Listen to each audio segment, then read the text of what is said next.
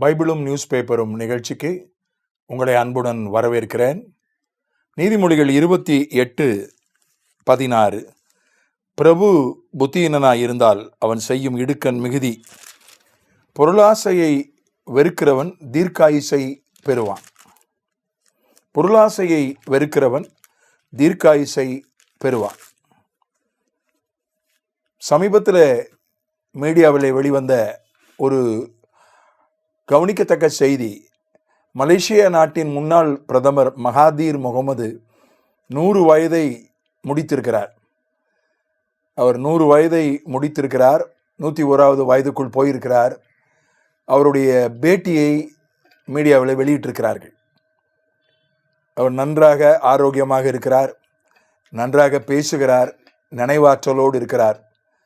Mahathir Mohammed மலேசியாவினுடைய சரித்திரத்திலே ஒரு முக்கியமான தலைவர்.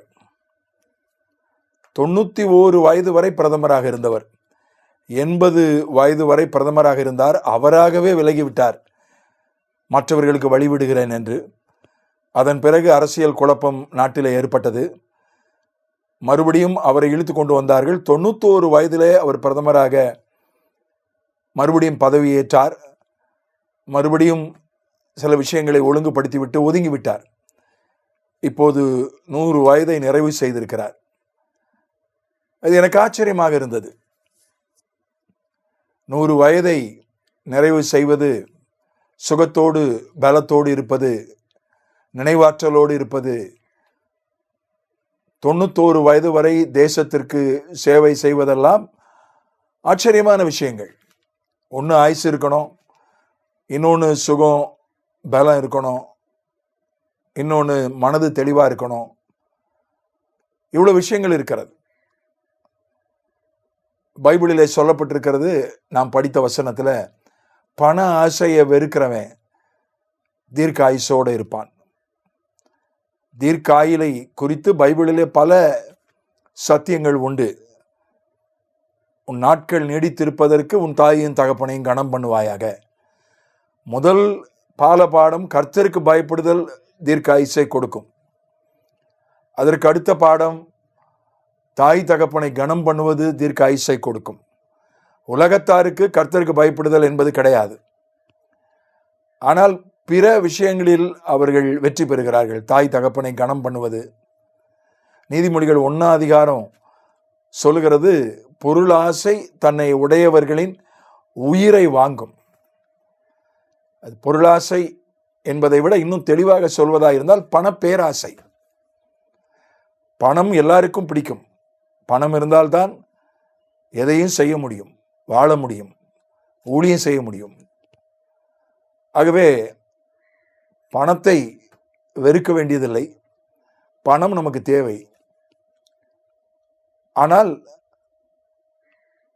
பணத்தையே கடவுளாக்குவது, பணத்திற்கு வாழ்க்கையில முதலிடம் கொடுப்பது, அதைத்தான் பண பேராசை என்று நாம் சொல்ல முடியும். அதுதான் ஒரு மனிதனுடைய ஆயுசை குறைத்துவிடும். ஆகவே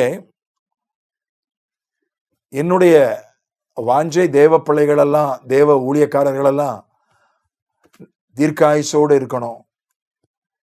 சமீபத்தில் மெக்கார்த்தர் என்கிற ஒரு வேத போதகர், உலக புகழ்பெற்ற வேத போதகர், 86 வயதில் அவர் தன்னுடைய வாழ்க்கையை முடித்து கொண்டார். கர்த்தருக்குள்ளே கடந்து சென்றார். 86 வயது நல்ல ஆயுசு தான். ஆனால் இந்த முன்னாள் பிரதமர் மலேசியாக்காரருடைய ஆயுசு 100. 91 வயசுல இவர் பிரதமராக இருந்திருக்கிறார். ஆகினால நம்முடைய இலக்கு பரலோகம்தான்.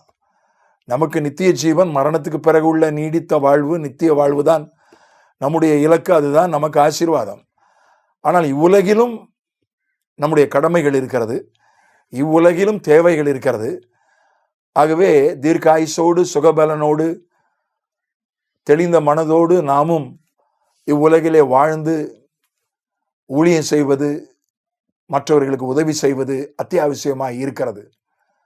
ஆகவே தேவனுக்கு பயப்படுவோம், தாய் தகப்பனை கனம் பண்ணுவோம், பண ஆசையை வெறுப்போம், தீர்க்காயுசோடு வாழ்வோம். ஆமென்.